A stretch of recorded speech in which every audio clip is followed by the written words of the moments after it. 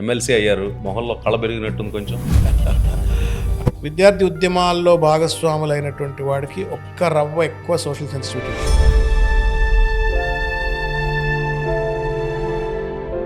మీకు ఉన్న యాంటీ వాళ్ళు మిమ్మల్ని ఏమంటారంటే అవకాశవాది, పార్టీలు మార్చే వ్యక్తి.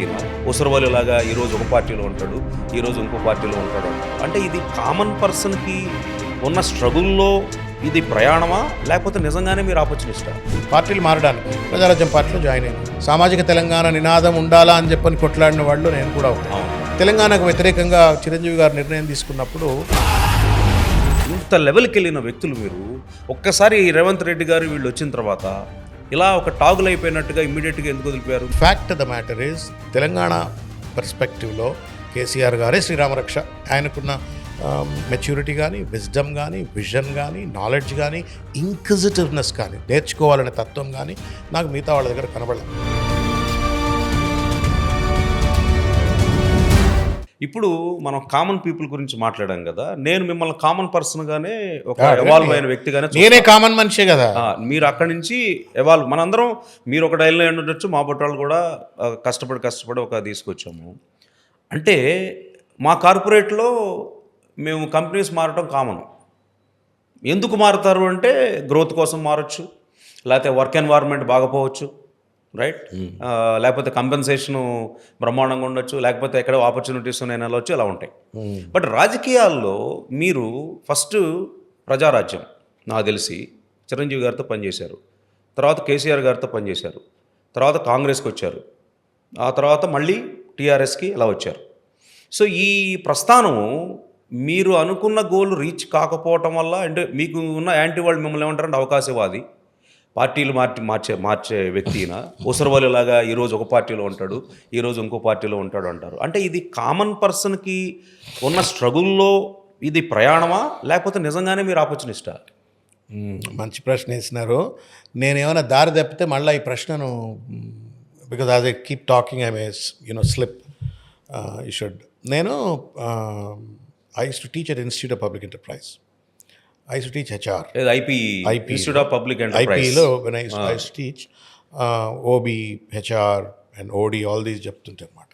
And particularly when to teach about organizational commitment అంశం టీచ్ చేసినప్పుడు నాకు ఎప్పుడు ఒక ప్రశ్న ఏంటి అంటే, ఒక కార్పొరేట్ ఎగ్జిక్యూటివ్ 50,000 రూపాయల జీతం, ₹1,00,000 జీతం తీసుకొని కూడా ఆ కంపెనీలకు కమిట్మెంట్తో పనిచేయరు. అవును. ఎందుకు వెళ్ళిపోతుంటాడు, ఎప్పుడు ఉంటాడో ఎప్పుడు పోతాడో తెలియదు. Because those days were the days of attrition. How do you can, ఎందుకు వాష్రూమ్కి వెళ్ళి వస్తారని చెప్పి డిజైన్ ప్రయాణాలు చాలా మంది ఉన్నారు. సో ఆ టైంలో but I always use to get ఇంక్విజిటివ్గా ఉండేవాడిని. ఆర్మీలో వాడు చచ్చిపోతాడని తెలుసు, బుల్లెట్ తగులుతుంది. ఈ కార్పొరేట్ ఎగ్జిక్యూటివ్కి ఇచ్చే జీతం కంటే కూడా తక్కువ జీతమే. Whether it is a major, colonel, subedar or soldier or brigadier, వీళ్ళకి వచ్చే జీతం కంటే తక్కువ. They know that they die, they may face a bullet, but yet they are in the war field with an commitment to the nation, commitment to the organisation called military or defence. So same is the case with Naxals. కాళ్ళకు చెప్పులు ఉండవు, తినడానికి తిండి ఉండదు, పుట్టలు చెట్లు పట్టుకొని అడవులు పట్టుకొని తిరుగుతుంటారు. ఎప్పుడు ఏ బుల్లెట్ తగిలి చంపేస్తుందో తెలియదు.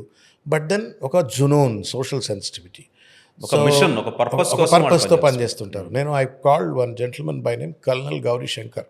హి was my very close mentor to me subsequently. ఆయన ఆర్మీలో ఉండేవాడు, మంచి స్పీకర్. నేను ఆయనతో పిలిచి నేను డిస్కస్ చేశాను. Sir, I want you to come in and explain what is that it makes to improve the organisational commitment based on the lessons of the defence. మీరేమో చచ్చిపోతాను సిద్ధంగా ఉంటారు, వీడు జీతాలు ఇస్తే కూడా వీడు కంపెనీని చంపడానికి సిద్ధంగా ఉంటున్నాడు. ఎట్లా అంటే ఆయన వచ్చి లెక్చర్ ఇచ్చినాడు. Now coming back to your discussion, sense of purpose ఉన్నప్పుడు people will try to commit themselves to the organisation or the goals that they pursue. మీ స్పెసిఫిక్ క్వశ్చన్, నేను అవకాశవాదినా లేకపోతే నేను ఒక హాలాత్కా మారావా అంటారు. హాలాత్కా మారావా అంటే స్థితిగతులు, సమాజంలో ఉన్న స్థితిగతులు కావచ్చు, నా చుట్టూ ఉన్న పరిస్థితులు నన్ను ఆ రకంగా ఇన్ఫ్లుయెన్స్ చేసినాయా నాకు తెలియదు. మొత్తానికి నేను ప్రజారాజ్యం పార్టీలో జాయిన్ అయినాను. వాస్తవానికి నేను ఏబీపీలో పనిచేసి తర్వాత నేను straight I would have gone into, నాకు అప్పుడు సుధీర్ కుమార్ గారు, పుంజాల సుధీర్ కుమార్ గారు చచ్చిపోయిన ఆయన, యూత్ కాంగ్రెస్ ప్రెసిడెంట్ ఉండి, was very close to me. I could have gone and then worked with him. అంటే శివశంకర్ గారు అబ్బాయా? శివశంకర్ గారు ఈ was very close to me. Okay. Though నేను ఏవీపీలో ఉన్నప్పుడు కూడా నాకు ఆయన సన్నిహితంగా ఉండేవాడు. మా కామన్ ఫ్రెండ్ సర్కిల్ అంతా ఉంటుండే. But I didn't go. తర్వాత విధాన పరిషత్ నుండి బీజేపీలో వెళ్ళి పనిచేయడానికి అవకాశం ఉండే, పోలేదు. ఎందుకు అంటే పాలిటిక్స్ అంటే గాడ్ ఫాదర్ కావాలా, పాలిటిక్స్ అంతే డబ్బు కావాలా, పాలిటిక్స్ అంతే పెద్ద కులం కావాలా, ఇవన్నీ ఉన్నాయి, అప్పటికి కూడా ఉన్నాయి, ఆ రుగ్మతలు ఉన్నాయి. ఆ భయంతో సరే నేను let me become a professional అని చెప్పని నేను ప్రొఫెషనల్గా మారాను. రైట్. 7,500 రూపాయల ఉద్యోగం ఎంబీఏ తర్వాత నాకు. 7,500 రూపాయల ఉద్యోగం. Satyam computers was a very small company. Ramalingaraju గారు ఒక మారుతి కారులో మా ఎంబీఏ డిపార్ట్మెంట్కి వస్తుండే. మా ఎంబీఏ డిపార్ట్మెంట్లో ప్రిన్సిపల్ ఉండేవాడు, మా commerce college principal professor Govardhan Reddy. Professor Govardhan Reddy వాళ్ళిద్దరూ ఒహాయో స్టేట్ యూనివర్సిటీలో రూమ్మేట్స్. రామలింగరాజు గారు, ప్రొఫెసర్ గోవర్ధన్ రెడ్డి గారు. So that's how they use to come and sit with him, talk to him, how to set up the company, how to build the company అని చెప్పని వస్తుండేవాడు. So I have seen Satyam computers then. ఒక చిన్న Mayfair కాంప్లెక్స్లో ఒక చిన్న పోర్షన్లో బేగంపేటలో Satyam computers. That is when I was interviewed by him. Raju గారు ఇంటర్వ్యూ చేసి నాకు అప్పుడు జాబ్ ఆఫర్ చేసినారు.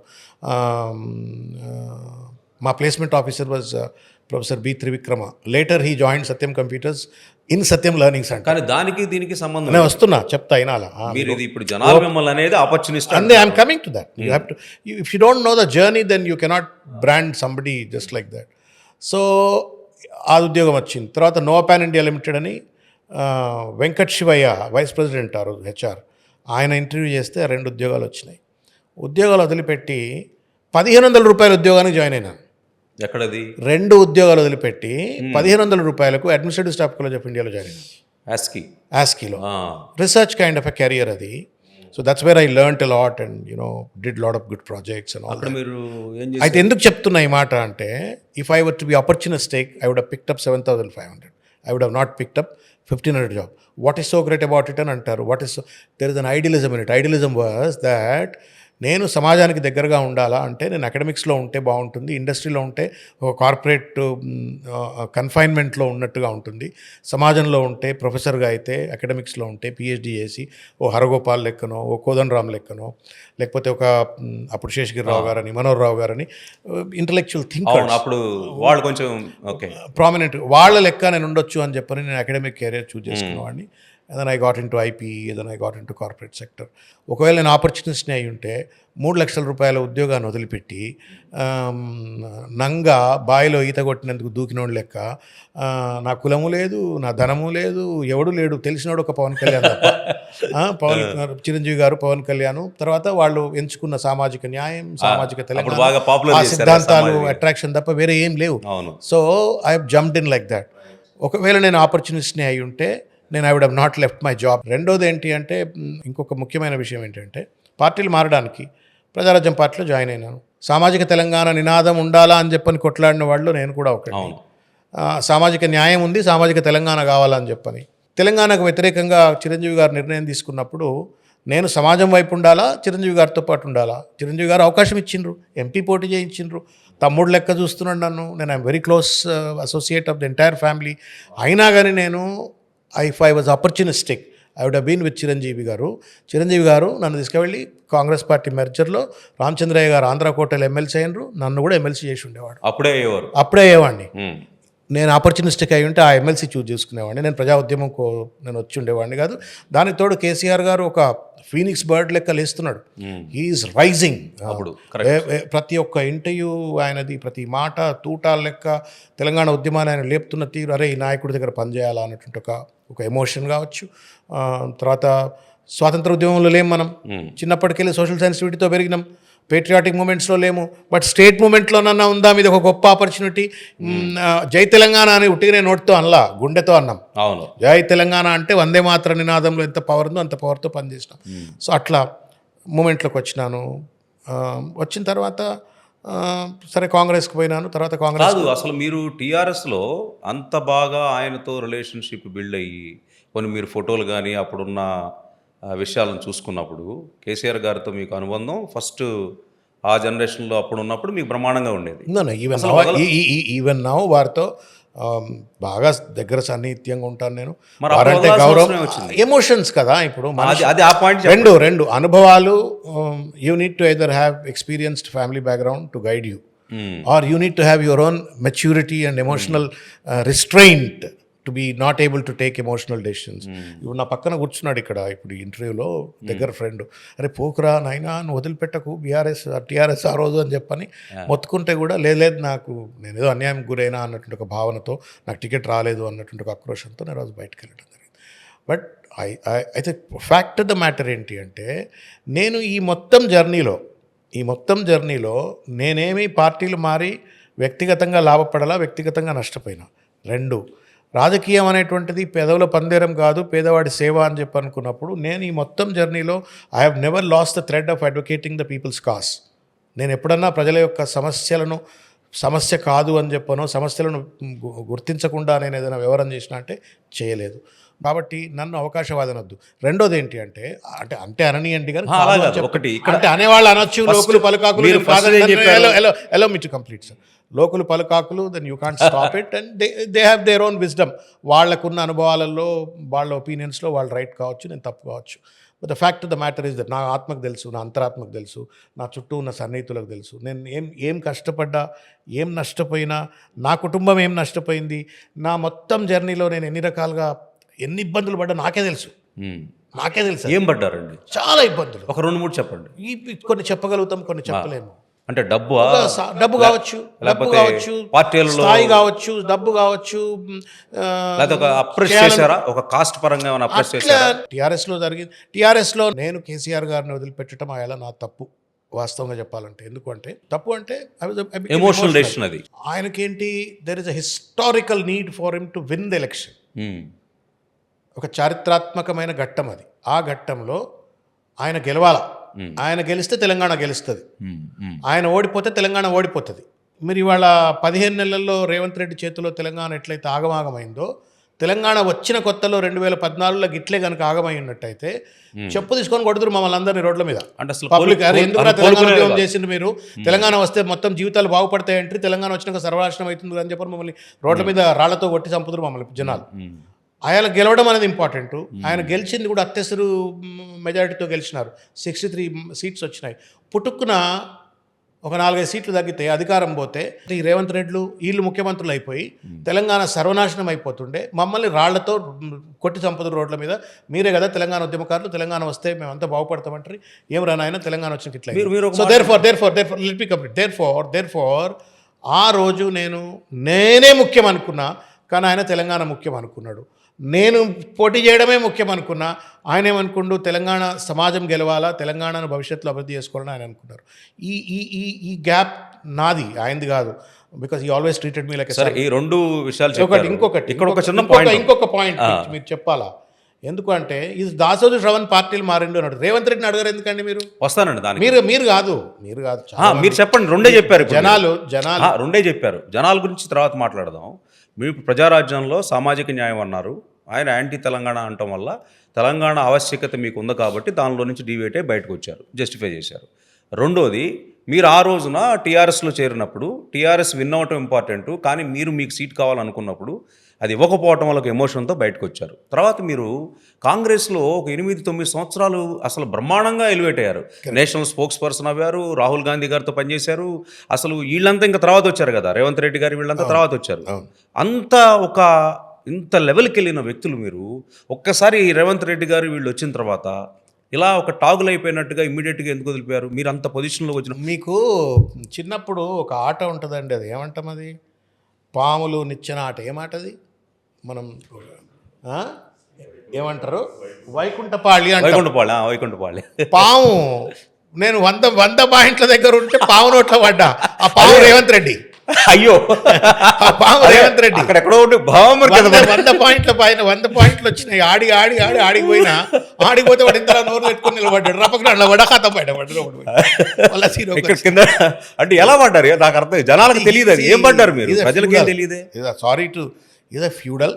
He doesn't want people who can talk little not better, ఆయనకంటే బెటర్ అని కాదు కానీ మాట్లాడేటోడు ఉండొద్దు, ఆయనకంటే కొద్దిగా ఎక్కువ ఆలోచించేటోడు ఉండొద్దు. ఆయనకంటే గొప్పోడు నేను చెప్పట్లేను, ఆయన తెలివికలోడు కావచ్చు, ఆయన మాకంటే గొప్పోడు కావచ్చు, కానీ ఎవరు కూడా కొంత థింకింగ్ మైండ్స్ ఎంబడి ఉండాలని. అందుకే ఆయన చుట్టూన్న అడ్వైజర్లు చూడరు ఒకసారి. కేసీఆర్ చుట్టూన్న అడ్వైజర్లు ఎవరు, రేవంత్ రెడ్డి ఉన్న చుట్టూ అడ్వైజర్లు ఎవరు మీకు అర్థమవుతుంది. ఈ డజన్ వాంట్ అన్ అడ్వైజ్, ఈ doesn't want any thinking minds around him, ఈ డడ్ నాట్ వాంట్ ఎనీ. అంటే ఒక వ్యక్తి వల్ల మీరు పార్టీ వదిలేశారా? అంత పెద్ద పార్టీ రాహుల్ గాంధీతో కూడా అంటే రిలేషన్షిప్స్ ఉన్నాయి కదా. ప్రధానమైనటువంటి కారణాలు. నాకు తెలిసిన రాహుల్ గాంధీ, నాకు తెలిసిన కాంగ్రెస్ పార్టీకి, రేవంత్ రెడ్డి వచ్చిన తర్వాత వస్తున్న పెనుమార్పులలో కాంగ్రెస్ పార్టీకి, తర్వాత రేవంత్ రెడ్డి పార్టీ నడుపుతున్న తీరు కావచ్చు, Delhi the way they are not able to influence Revanth Reddy కావచ్చు, ఇవన్నీ కూడా ఫ్యాక్టర్స్ అయినాయి. తర్వాత నేను చూసిన రేవంత్ రెడ్డి గారిని చూసిన, ఉత్తమ్ కుమార్ రెడ్డి గారిని చూసిన, తర్వాత పున్నా లక్ష్మి గారిని చూసిన, చాలామంది జయరాం రమేష్ గారు, రాహుల్ గాంధీ, ప్రియాంక గాంధీ, టాప్ దిగ్విజయ్ సింగ్, ఇటువంటి పెద్ద పెద్ద వాళ్ళందరితో కలిసి పనిచేసినాను. సుర్జేవాలా గారు, వీళ్ళందరితో పనిచేసినాను. వీళ్ళందరికంటే కూడా అంటే నేను I'm not degrading them, including Revanth Reddy, I'm not trying to degrade them, but the fact of the matter is Telangana పర్స్పెక్టివ్లో కేసీఆర్ గారే శ్రీరామరక్ష. ఆయనకున్న మెచ్యూరిటీ కానీ, విజ్డమ్ కానీ, విజన్ కానీ, నాలెడ్జ్ కానీ, ఇంక్విజిటివ్నెస్ కానీ, నేర్చుకోవాలనే తత్వం కానీ నాకు మిగతా వాళ్ళ దగ్గర కనబడలే. సో అంటే అక్కడ కాంగ్రెస్ నుంచి మీరు మళ్ళీ టీఆర్ఎస్లోకి ఎందుకు వచ్చారు అంటే అక్కడున్న కాంగ్రెస్లో ఉన్న పరిస్థితులు ఇంకొక పాయింట్ ఏంటంటే sir, I tell you one thing, మేము బలహీన వర్గాలకు వెళ్ళి వచ్చిన వాడిని. రెండు, రాజకీయంగా అనుభవం ఉన్నటువంటి ఒక కుటుంబాల నుంచి వచ్చిన వాడిని కాదు. మూడు, రాజకీయ సామాజిక కులం కాదు మాది, అవి వేరు, అవి వేరు కులాలు. రాజకీయ సామాజిక కులాలు వేరు. అంటే అట్లీస్ట్ ఇప్పటి వరకు, రేపు భవిష్యత్తు 8-9%తోనే మొత్తం భవిష్యత్తులో ఏం మారుతుందో తెలియదు. సో ఇవి కానప్పుడు దరి దొరకదండి. కుడితిలో పడ్డ ఎలక అని ఉంటుంది తెలుసా మీకు? రాజకీయం కుడితి. మీరు ఆ కుడితిలో పడ్డ ఎలక ఎట్లా కొట్టుకుంటారో అట్లా కొట్టుకుంటాం. అందుకే చాలామంది, నేను పేరు చెప్పదలుచుకోలే, ఒకానొక సందర్భంలో 2018 ఎన్నికలు అయిపోయిన తర్వాత పెద్ద మనిషి, నేను ఖైరతాబాద్ పోటీ చేసిన కదా, కానీ ఖైరతాబాద్ నీ వల్ల కాదు, నువ్వు మేనేజ్ చేయలేవు. నువ్వు అరే ఎందుకు కాదు నువ్వు మేనేజ్ అంటే, it's so difficult to manage అంటే అట్లెట్లా అంటావు, నేను I given so many years of my life in politics, I can't go back and I can't do anything else. అంటే శ్రవణ్, రాజకీయాల్లో కొన్ని లక్షల మంది క్రియాశీలకంగా పనిచేస్తారు, but not even 1% of the people will get what they want. So therefore you may be among that 1% అని చెప్పిన వాళ్ళ పరిస్థితి. బట్ అయినప్పటికీ కూడా రెసిలియన్స్గా కొట్లాడాం. ఏవి బ్యాక్గ్రౌండ్స్ లేకుండా, ఇవేవి సపోర్ట్ లేకుండా, ఒక పర్స్పెక్టివ్ సరిగ్గా లేకుండా, దరి కోసం దెవలాడిన మేము. నాకు దరి దొరికింది కేసీఆర్ గారిలో. ఒక కార్పొరేట్లో పనిచేసిన వాళ్ళకి, అందులో ఇలాంటి ఇంటలెక్చువల్స్కి ఇంటలెక్ట్ ఈగో ఉంటుంది. ఐఎమ్ నాట్ ఈగో, అట్లీస్ట్ నాకు అంటే ఇంటలెక్ట్ ఈగో అంటే అసలు నేను ఇంత చదువుకొని ఇంత నాలెడ్జబుల్ ఉండి సమాజానికి సేవ చేయాలనుకున్నప్పుడు, ఎవరో బయట నుంచి వచ్చి ఏదో చిన్న స్థాయి నుంచి వచ్చిన వాడు ఈ రోజున ఒక సామాజిక స్ట్రెంగ్త్ ఉండటం వల్ల రాజకీయంగా నడుపుతున్నాడు, నేను ఇక్కడ పనిచేయలేకపోతున్నాను, నన్ను అప్రెస్ చేస్తున్నాను అన్న వ్యూతో మీరు బయటకు వెళ్ళారా? అట్లా ఈగో ఏం లేదు. నన్ను రేవంత్ రెడ్డి వైకుంఠపాలిలో పాము లెక్క మారకపోతే నేను కూడా నిచ్చెన ఎక్కి ఉండేవాడిని, వాళ్ళ క్యాబినెట్లో ఉండేవాడిని. That's different story. లేకపోతే ఏదైనా ఇంపార్టెంట్ పదవిలో పార్టీలో ఉండేవాడు. ఎందుకు మా Dayakar, Addanki Dayakar, we all work together. అప్పుడు కలిసి how much bloody he struggled and to get to that MLC position. In the normal course, Congress పార్టీలో ఎమ్మెల్యే అయి ఉండాలా, క్యాబినెట్లో ఉండాలా, చదువుకున్నాడు, double post graduate, PhD scholar, PhD, మంచి వాక్చాతుర్యం ఉన్నాడు. సరే, ఫైనల్ గా ఆయనకి వచ్చింది. No but what struggle he had to go through, I know. How much of suppression that he has gone through, I know. Is it because of caste? It could be ఎ నేను చెప్పే కదా 4 వైరస్లు. ఇక మీరు నన్ను మీరు అఖల్ మంద్కు ఇషారా కాకి జిత్నా బోల్నా ఉత్నా బోల్ దియా అంతే. కాబట్టి చాలామంది నా దగ్గరికి నాతో పనిచేసేవాళ్ళు, కొంతమంది యాక్టివ్ యంగ్స్టర్స్, పొలిటికల్ రీసెర్చ్ అని ఎంతూజియాస్ట్ నాతో చాలామంది పనిచేసేవాళ్ళు. వాళ్ళకు చాలామంది నేను, ఇక మీరు వెళ్ళిపోరు రా బాబు, రాజకీయాల్లోకి వద్దురా బాబు, మీరు మీ స్ట్రగుల్ మీరు చెప్పారు వాళ్ళు, మీరు పోయి మీరు ఈ ట్రైనింగ్ నేర్చుకోరి, ఆ ట్రైనింగ్ నేర్చుకోరి, that they making good salary in software industry, that may doing good job. So it's not easy right now. It's so contaminated that is so difficult for you to really do well in politics.